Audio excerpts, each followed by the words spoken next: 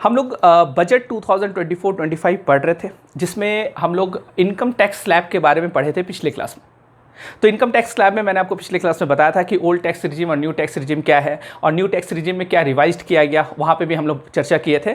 आज हम लोग उसको और आगे बढ़ाते हैं, क्योंकि बजट बहुत इंपॉर्टेंट होता है आपके एग्जाम के लिए, हर एक एग्जाम के लिए। तो बजट से रिलेटेड जितना भी इंपॉर्टेंट फैक्ट्स होगा, कॉन्सेप्ट होगा, जहाँ से भी सवाल बन सकता है या जहाँ से सवाल बनता आ रहा है, उन सभी आयामों को हम लोग क्या करेंगे, पढ़ेंगे। तो टैक्स स्लैब आपको समझ में आ गया होगा। आज हम लोग पढ़ेंगे डेफिसिट, है ना। आपको पता है कि भारत में जो बजट पेश होता है वो डेफिसिट बजट होता है, घाटा का बजट होता है। घाटा का बजट क्यों होता है? क्योंकि भारत एक विकासशील देश है और भारत धीरे धीरे क्या हो रहा है, विकसित की तरफ बढ़ेगा। तो जैसे जैसे ये विकसित की तरफ बढ़ेगा तो घाटा, चूंकि हमको क्या करना पड़ता है, लोन लेना पड़ता है, हम लोग का इनकम से ज़्यादा एक्सपेंडिचर है, भारत में गरीबी बहुत ज़्यादा, भारत सरकार को सब्सिडी देना पड़ता है, तो घाटा में हम लोग रहते हैं। तो अब सवाल ये बनता है कि हर सरकार का ये उद्देश्य होता है कि वो अपना घाटा को धीरे धीरे क्या करे, अपना घाटा को धीरे धीरे कम करे। तो यहाँ पे आप देखिएगा 4 तरह का घाटा मैंने यहाँ पे लिखा है। एक है फिस्कल डेफिसिट, डेफिसिट को हिंदी में क्या बोलते हैं, घाटा बोलते हैं। फिस्कल डेफिसिट का मतलब हो गया राजकोषीय घाटा। रेवेन्यू डेफिसिट को हिंदी में बोलते हैं राजस्व घाटा। तो ये हो गया राजकोषीय घाटा, फिस्कल डेफिसिट। रेवेन्यू डेफिसिट हो गया राजस्व घाटा। प्राइमरी डेफिसिट को हम लोग हिंदी में बोलते हैं प्राथमिक घाटा, और इफेक्टिव रेवेन्यू डेफिसिट को हम लोग बोलते हैं प्रभावी राजस्व घाटा। क्लियर है? यहाँ पे आपने क्या देखा, यहाँ पे जो मैंने चार्ट बनाया है, ये चार्ट बहुत इंपॉर्टेंट होता है। मैं हर साल बजट में ये चार्ट बताता हूँ अपने स्टूडेंट्स को। तो ये चार्ट आपको समझना बहुत जरूरी है। इसमें क्या क्या समझना है आपको, देखिए। जैसे यहाँ पे मैंने लिखा है कि फिस्कल डेफिसिट जो है ये 2022-23 में एक्चुअल्स, यहाँ पे क्या लिखा हुआ है, एक्चुअल्स। और यहीं पे आप देखिएगा 2023-24 जो है यहाँ पे बीई लिखा है, और 2023-24 में यहाँ पे मैंने आरई लिखा है। मतलब देखिए यहाँ भी 2023-24, यहाँ भी 2023-24, लेकिन अंतर क्या है, यहाँ पे बीई लिखा हुआ, यहाँ आरई लिखा हुआ। बीई और आरई का क्या मतलब है, अभी मैं डिटेल में समझाऊंगा। इसका फुल फॉर्म आप जान लीजिए। बीई का मतलब हो गया बजट एस्टिमेट। क्या हो गया, बीई का फुल फॉर्म क्या हो गया, बजट एस्टिमेट। और आरई का फुल फॉर्म हो गया रिवाइज्ड एस्टिमेट। क्या हो गया, रिवाइज्ड एस्टिमेट। क्लियर? अब आपने देखा इस बार 2024-25 इस बार का जो बजट है वो कब का है, 2024-25 का है। तो 2024-25 का जो बजट है, तो इसमें बीई लिखे कि बजट एस्टिमेट। तो बजट एस्टिमेट हमारा कितना है, फिस्कल डेफिसिट का 4.9%। बहुत लोग को ये टेक्निकल चीज समझ में नहीं आता होगा, मैं बहुत इजी लैंग्वेज में समझाऊंगा। पूरे क्लास में आप बने रहे, बहुत इजी लैंग्वेज, आपको हर चीज समझ में आ जाएगा। फिर अगले साल जब बजट आएगा तो फिर कोई क्लास व्लास करने का आपको जरूरत नहीं है। आप आराम से स्टार्ट को क्या करेंगे, अपने आप समझ जाएंगे। देखिए अब सवाल ये बनता है कि डेफिसिट जो है और ये एक्चुअल्स और बीईआरई जो है, क्या इसका मतलब होता है। तो एक एक करके हम लोग क्या करेंगे, इसका मतलब को समझने की कोशिश। क्योंकि आप क्या देख रहे हैं कि फिस्कल डेफिसिट जो है ये 2024-25 में बीई बजट एस्टीमेट में 4.9% है, और यहां पे आप देख रहे हैं यही फिस्कल डेफिसिट 2022-23 में 6.4%, और यही फिस्कल डेफिसिट 2023-24 दो जगह मैंने लिखा है। बीई और आरई का अंतर है, लेकिन देखिए डेटा चेंज है, 5.9% यहाँ पे 5.8%। तो इसका क्या मतलब होता है उसको हम लोग समझने का कोशिश करेंगे। क्लियर है? अब देखिए सबसे पहले हम लोग थोड़ा सा डेफिसिट को समझ लेते हैं। ठीक है, एक एक करके डेफिसिट को समझ लेते हैं, फिर मैं बीईआरई को आपको समझाऊंगा। ये वाला जो है खास करके 2024-25 वाला जो है, ये डेटा आपको याद रखना ही रखना है, ये बहुत इंपॉर्टेंट है। ये एग्जाम में पूछेगा, बहुत पूछता है एग्जाम में कि इस बार बीई बजट एस्टिमेट कितना है, फिस्कल डेफिसिट 4.9%। रट लीजिए, बहुत इंपॉर्टेंट, 4.9%। देखिए डेफिसिट क्या होता है, मैं शॉर्ट में समझाता हूँ, क्योंकि मैंने पहले भी आपको समझाया है। मैं आपको शॉर्ट में यहाँ पे बताता हूँ, क्योंकि मेरा फोकस यहाँ पे बजट पे फोकस रहेगा, और ये डेटा आपको याद रखना पड़ेगा। ठीक, खास करके इधर वाला डेटा आपको याद रखना पड़ेगा। देखिए फिस्कल डेफिसिट क्या होता है, डेफिसिट क्या होता है, डेफिसिट को हिंदी में क्या बोलते हैं, डेफिसिट जो होता है इसको हम लोग क्या बोलते हैं, घाटा। ये क्या होता है, घाटा, है ना। क्लियर? घाटा क्या हो गया कि सरकार का जो भी इनकम है, सरकार का जो भी आय है ना, जो भी रिसिप्ट है ना, जितना भी सरकार का इनकम आता है, ठीक है, और सरकार का जो भी खर्च है, सरकार का जो भी एक्सपेंडिचर है, मतलब सरकार का आप व्यय बोल सकते हैं हिंदी में, है ना, खर्च, है ना, सरकार का जो भी एक्सपेंडिचर है, जो भी व्यय, अगर सरकार का एक्सपेंडिचर इनकम से ज़्यादा हो जाए, सरकार का एक्सपेंडिचर इनकम से ज़्यादा हो जाए, तो हम क्या कहेंगे कि सरकार घाटा में है। ये आप अपने जीवन से भी जोड़ के देख सकते हैं कि आपके घर में कितना कमाई आ रहा है और आपके घर में कितना खर्च हो रहा है। जैसे सरकार अगर 100 रुपये कमा रही है, सरकार अगर 100 रुपये कमा रही है और सरकार का खर्च 105 रुपया हो रहा है, तो हम बोलेंगे कि ये 5% का क्या है, डेफिसिट है। सरकार 5 रुपया घाटा में है, मतलब कमाई 100 रुपया हो रहा है लेकिन खर्च 105 रुपया है, तो ये 5 रुपया जो है ये लाएगा कहाँ से? ये 5 रुपया लाएगा कहाँ से सरकार? तो ये क्या करेगा? लोन लेगा, है ना, लोन उठाएगा। तो आप समझना, ये अपना प्रतिभूति को गिरवी रखेगा, अपना सिक्योरिटी को गिरवी रखे, है ना, वहाँ से पैसा उठाएगा। तो आप एक बात समझना, तो ये 5% हम कहेंगे कि सरकार जो है घाटा में। अब सवाल बनता है कि घाटा तो समझ में आ गया, घाटा का मतलब हो गया कि expenditure is more than income, है ना, एक्सपेंडिचर जो है, खर्च जो है वो इनकम से ज़्यादा हो जाए तो उसको हम लोग घाटा कहते हैं, उसको हम लोग डेफिसिट कहते हैं। तो फिस्कल डेफिसिट क्या हुआ? फिस्कल डेफिसिट का मतलब होता है कि अब आप जब पढ़िएगा डिटेल में, मैंने एक डिटेल वीडियो बनाया है इस पे, आप पढ़ लीजिएगा उसको। सरकार का जितना टोटल रिसीप्ट होता है, सरकार का टोटल जितना रिसिप्ट मतलब इनकम में बात करूं, है ना, जितना सरकार का रिसिप्ट होता है, तो देखिए टोटल रिसिप्ट जब हम लोग कह रहे हैं इसमें 2 रिसिप्ट आ जाता है। एक रिसिप्ट आ जाता है रेवेन्यू रिसिप्ट, RR शॉर्ट में बोल सकते हैं आप इसको, और एक होता है कैपिटल रिसिप्ट, इसको CR आप कह सकते हैं। क्लियर? सरकार का टोटल रिसिप्ट में कौन कौन रिसिप्ट आ गया, ये भी आपसे एग्जाम में पूछ सकता है। तो एक रेवेन्यू रिसिप्ट, एक कैपिटल रिसिप्ट। क्लियर? और सरकार का जो टोटल एक्सपेंडिचर है, टोटल खर्च जो है, ये भी 2 तरह का खर्च होता है, एक रेवेन्यू एक्सपेंडिचर और एक कैपिटल एक्सपेंडिचर। एक रेवेन्यू एक्सपेंडिचर, एक कैपिटल। अब देखिए रेवेन्यू रिसिप्ट क्या होता है, रेवेन्यू एक्सपेंडिचर क्या होता है, कैपिटल रिसिप्ट क्या होता है, कैपिटल एक्सपेंडिचर क्या होता है, ये मैं यहाँ पे बता नहीं सकता है यहाँ पे, क्योंकि बजट पे हमारा फोकस है। लेकिन ये होता क्या है, इससे रिलेटेड मैंने वीडियो बनाए, मैं डिस्क्रिप्शन में लिंक डाल दूंगा, आप उसको जाके पढ़ सकते हैं, वहाँ पे मैं लिंक डाल दूंगा, आप देख लेना। वहाँ पे मैंने पूरे डिटेल में बताया है कि रेवेन्यू रिसिप्ट क्या होता है, कैपिटल रिसिप्ट क्या होता है, रेवेन्यू एक्सपेंडिचर क्या होता है, कैपिटल एक्सपेंडिचर क्या होता है, और इसका क्या क्या एग्जाम्पल हो सकता है, क्या क्या सवाल बन सकता है, पूरे डिटेल मतलब फुल डिटेल्ड वीडियो आपको मिल जाएगा मेरा ही, तो आप डिस्क्रिप्शन में लिंक पे जाके उसको देख सकते हैं। ठीक है? तो यहाँ पे बस समझ लेना मैंने क्या बताया, वहाँ पे आप समझ जाइएगा तो आपको ये समझ में आ जाएगा रेवेन्यू रिसिप्ट क्या होता है। यहाँ पे मेरा फोकस है शॉर्ट में आपको समझाना। तो मैंने क्या बताया कि टोटल रिसिप्ट में कौन कौन रिसिप्ट आ गया, revenue receipt and capital receipt, और टोटल एक्सपेंडिचर में क्या हो गया, revenue expenditure and capital expenditure. अब देखिए, अगर टोटल एक्सपेंडिचर टोटल रिसिप्ट से ज्यादा है, टोटल एक्सपेंडिचर मान लो सब मिला के 100 रुपया कमाई हो रहा है और दोनों मिला के एक्सपेंडिचर 105 रुपया हो रहा है, तो हम बोलेंगे 5 रुपया का क्या है, घाटा है, तो 5% इसको बोलेंगे फिस्कल डेफिसिट। तो फिस्कल डेफिसिट का मतलब, राजकोषीय घाटा का मतलब होता है कि total expenditure is more than total income या टोटल रिसिप्ट, कि कुल व्यय जो है वो कुल आय से ज्यादा हो जाए, मतलब खर्च जो है सरकार का वो इनकम से ज्यादा। आप ध्यान रखना, अगर रेवेन्यू रिसिप्ट और सिर्फ रेवेन्यू एक्सपेंडिचर का बात करें तब फिस्कल डेफिसिट नहीं कहेंगे, याद रखिएगा। फिस्कल डेफिसिट का मतलब दिमाग में बैठा लीजिए, राजकोषीय घाटा का मतलब होता है कि टोटल रिसिप्ट हम लोग देखेंगे, याद रखिएगा, टोटल रिसिप्ट मतलब यहां पे रेवेन्यू रिसिप्ट भी देखेंगे और कैपिटल रिसिप्ट भी देखेंगे, और यहां पे क्या देखेंगे, टोटल एक्सपेंडिचर में हम लोग क्या देखेंगे, रेवेन्यू एक्सपेंडिचर भी देखेंगे, कैपिटल। अगर टोटल रिसिप्ट से ज्यादा टोटल एक्सपेंडिचर है तो फिर हम उसको क्या कहेंगे, ये है फिस्कल डेफिसिट। वो क्या है, वो है फिस्कल डेफिसिट। ठीक है? क्लियर है चीज, है ना? अब एक बात समझना, फिस्कल डेफिसिट आपको समझ में आ गया। आप समझते हैं रेवेन्यू डेफिसिट क्या है? रेवेन्यू डेफिसिट का मतलब होता है, इसी से आप समझ जाइएगा, जैसे यहां पे मैंने बताया कि एक रिसिप्ट होता है रेवेन्यू रिसिप्ट, एक होता है रेवेन्यू एक्सपेंडिचर। अब समझना, रेवेन्यू रिसिप्ट और रेवेन्यू एक्सपेंडिचर, जब रेवेन्यू रिसिप्ट से ज्यादा रेवेन्यू एक्सपेंडिचर हो जाए तो उसको हम लोग बोलेंगे रेवेन्यू डेफिसिट। मतलब रेवेन्यू रिसिप्ट से ज्यादा क्या हो जाए, मान लो 100 रुपया रेवेन्यू रिसिप्ट हो रहा है और 102 रुपया क्या हो रहा है, रेवेन्यू एक्सपेंडिचर हो रहा है, तो हम कहेंगे 2% का क्या है, घाटा है, और इस घाटा को बोलेंगे रेवेन्यू डेफिसिट। तो फिस्कल डेफिसिट और रेवेन्यू डेफिसिट में कंफ्यूजन हमेशा होता है स्टूडेंट को। मेरे ख्याल से आपको ये समझ में आ गया। अंतर क्या है दोनों में, आप बताओ, अंतर क्या है दोनों में? अंतर ये है कि जब हम लोग फिस्कल डेफिसिट का बात करते हैं तो हम लोग क्या देखते हैं कि टोटल रिसीप्ट से ज्यादा टोटल एक्सपेंडिचर, मतलब जब हम फिस्कल डेफिसिट का बात करेंगे तो टोटल रिसीप्ट और टोटल एक्सपेंडिचर को देखेंगे।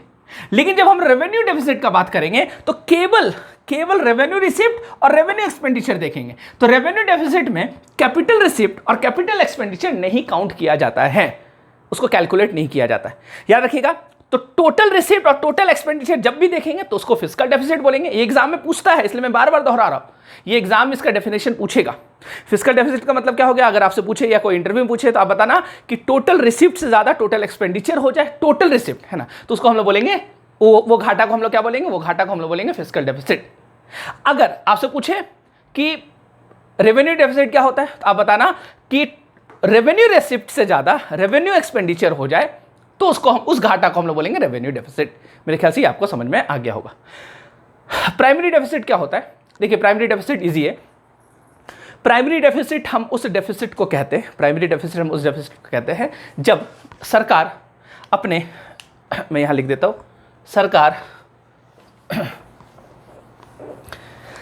का जो भी फिस्कल डेफिसिट है, सरकार का जो भी फिस्कल डेफिसिट है, क्लियर, सरकार अपना फिस्कल डेफिसिट में, देखो सरकार का जो डेफिसिट है, मैंने आपको बताया कि सरकार लोन लेता है, ठीक है, सरकार ने लोन लिया। अब लोन लिया तो वो क्या कर रहा है, इंटरेस्ट पे भी तो कर रहा है, ब्याज भी तो उसका दे रहा है। तो आप समझना प्राइमरी डेफिसिट क्या है। अब मानो लोन बहुत लंबे समय के लिए, 15 साल के लिए, 20 साल के लिए, तो ब्याज दर तो है ना, हर साल तो जाते जाएगा, ब्याज दर तो जाएगा ही। तो हम लोग क्या करते हैं कि एक बार देखने, अब ये तो पता है कि 15 साल तक तो ये ब्याज है ना, घाटा में इसको काउंट हम लोग करते रहते हैं, लेकिन हम लोग यहां पे देखना चाहते हैं कि जो हमारा टोटल फिस्कल डेफिसिट है उसमें से इंटरेस्ट पेमेंट, जो ब्याज दर है, उसको अगर घटा दे तो फिर हमारा कितना घाटा निकलता है। तो आप ध्यान रखिएगा, फिस्कल डेफिसिट में इंटरेस्ट पेमेंट को माइनस कर दिया जाता है और जो भी यहां निकलता है उसको हम लोग बोलते हैं प्राइमरी डेफिसिट। वो उसको हम लोग क्या बोलते हैं, प्राइमरी डेफिसिट। मतलब जो राजकोषीय घाटा में हम लोग इंटरेस्ट पेमेंट, मतलब जो ब्याज जो हम लोग पे कर रहे हैं, है ना, ब्याज का भुगतान कर रहे हैं, तो ब्याज का जो भुगतान है वो उसको क्या कर दिया जाता है, माइनस कर दिया जाता है, तो जो बचता है वो प्राइमरी डेफिसिट। क्लियर है ये चीज, है ना, तो आपको ये चीज समझ में आ गया होगा। अब समझते हैं चौथा जो है इफेक्टिव रेवेन्यू डेफिसिट। देखिए इफेक्टिव रेवेन्यू डेफिसिट समझने के लिए आपको थोड़ा सा रेवेन्यू रिसिप्ट और रेवेन्यू एक्सपेंडिचर समझना पड़ेगा, इसलिए मैंने बोला कि उस वीडियो को आप समझ लीजिएगा और डिटेल में अच्छे से समझा दूंगा। यहाँ पे मैं शॉर्ट में आपको बता दे रहा हूँ। जैसे इफेक्टिव रेवेन्यू डेफिसिट में ये देखा जाता है कि जो सरकार जो है, केंद्र सरकार जो है, वो राज्य सरकार को क्या करती है, ग्रांट देती है। ग्रांट आप लोग समझते हैं, ग्रांट आप लोग समझते हैं, ग्रांट का मतलब होता है अनुदान। ग्रांट का को हिंदी में हम लोग क्या बोलते हैं, अनुदान, है ना। मतलब केंद्र सरकार, सेंट्रल गवर्नमेंट जो है, यूनियन गवर्नमेंट जो है, ये मान लीजिए बिहार को लोन दे रही है और ग्रांट दे रही है, ठीक। अब मान लीजिए 50 रुपया का लोन और 50 रुपया का ग्रांट। तो आप एक बात ध्यान रखिएगा, केंद्र सरकार के द्वारा बिहार सरकार को जो 50 रुपया का लोन दिया गया है, ये तो बिहार सरकार को विथ इंटरेस्ट वापस करना है, लेकिन ग्रांट में दिया हुआ पैसा जो है, अगर बिहार सरकार को 50 रुपया दिया जा रहा है यूनियन गवर्नमेंट के द्वारा, तो ये 50 रुपया वापस नहीं करना है। मतलब ऋण का दिया हुआ पैसा विथ इंटरेस्ट उसको वापस करना है। ग्रांट का मतलब होता है अनुदान, बोलते दान, दान किया हुआ चीज वापस नहीं होता, तो दान किया हुआ चीज वापस नहीं होता, वैसे केंद्र सरकार दान करता है। क्लियर। अब देखिए होता है क्या इसमें, केंद्र सरकार का जो रेवेन्यू डेफिसिट होता है उसमें कुछ माइनस हो जाता है। उसमें क्या माइनस हो जाता है, उसमें केंद्र सरकार द्वारा दिया गया जो ग्रांट है, समझना, केंद्र सरकार द्वारा दिया गया जो ग्रांट है और उस ग्रांट का पैसा, जैसे मैंने एग्जांपल दिया कि 50 रुपया केंद्र सरकार ग्रांट दिया बिहार को। अब इस ग्रांट का पैसा बिहार सरकार क्या करेगा, 50 में मान लेते हैं 20 रुपया ये अपने कल्याणकारी योजना में सब्सिडी दे देता, मान लीजिए कोई सब्सिडी दे दिया, ठीक, और 30 रुपया जो है ये कोई कैपिटल फॉर्मेशन में लगा दे, कोई फैक्ट्री बैठा दे, वहां पे ये पैसा खर्च कर दे। क्लियर है ना, मतलब ऐसा जगह पे पैसा खर्च करे जहां पे कैपिटल फॉर्मेशन, मतलब जहां से पूंजी का निर्माण होगा, ठीक है। तो आप समझना, ग्रांट का वो पैसा जो पैसा राज्य सरकार पूंजी निर्माण में लगा देता है, उसको हम लोग, उस ग्रांट को हम लोग क्या कर देते हैं, माइनस कर देते हैं, और जो बचता है उसको इफेक्टिव रेवेन्यू डेफिसिट में डाल देते हैं। तो ये क्लियर है। तो केंद्र सरकार का रेवेन्यू डेफिसिट जो है उसमें हम लोग माइनस कर देते हैं ग्रांट का वो पैसा जो कैपिटल फॉर्मेशन में लगाया जाता है। इसको अगर डिटेल में देखना है तो मैंने बताया, उस वीडियो को आप देख लीजिएगा, मैं डिस्क्रिप्शन में डाल दूंगा। क्लियर है। तो ये हो गया आपका डेफिसिट। ये चारों डेफिसिट मेरे ख्याल से आपको समझ में आ गया होगा। अब हम लोग डेटा देखते हैं। अब डेटा में क्या खेला है, एक्चुअल BERE, इसका क्या मतलब है, देखिए इसका मतलब क्या है।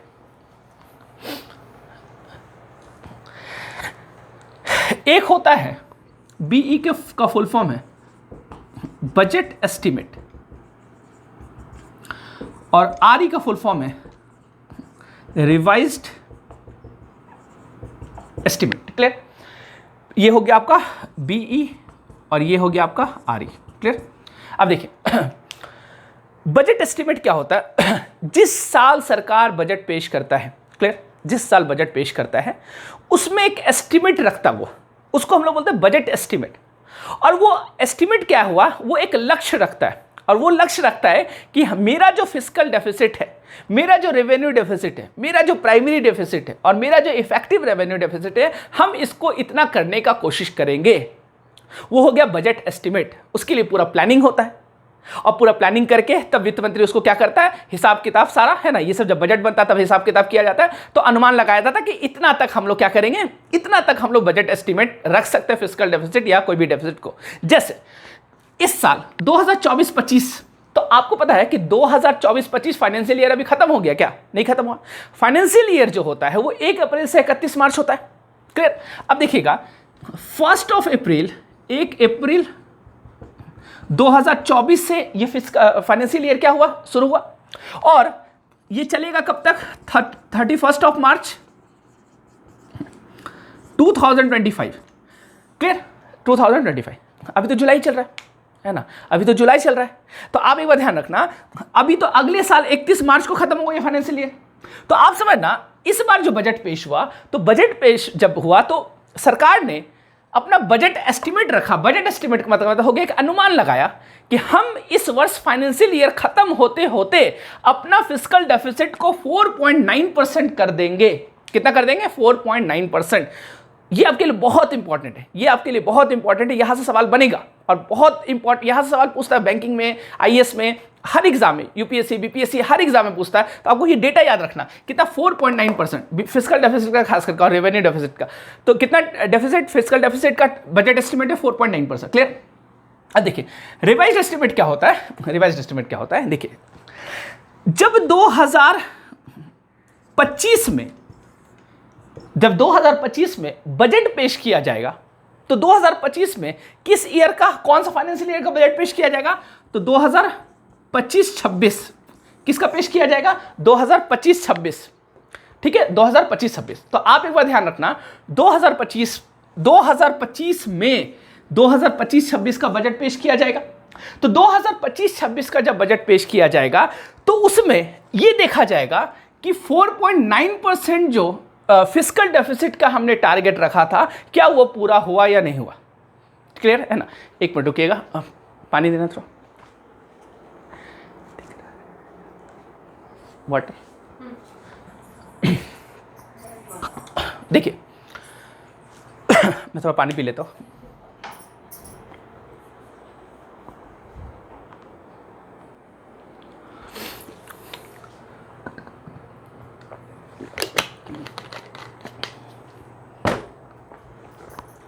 देखिए मैंने आपको क्या बताया कि इस वर्ष बजट एस्टिमेट जो है वो 4.9%। क्लियर। अब मैं आपको बता रहा हूं कि रिवाइज एस्टिमेट क्या है। मैंने आपको बताया कि 2025 में जब बजट पेश किया जाएगा वो किस फाइनेंशियल ईयर के किया जाएगा, 2025-26 का।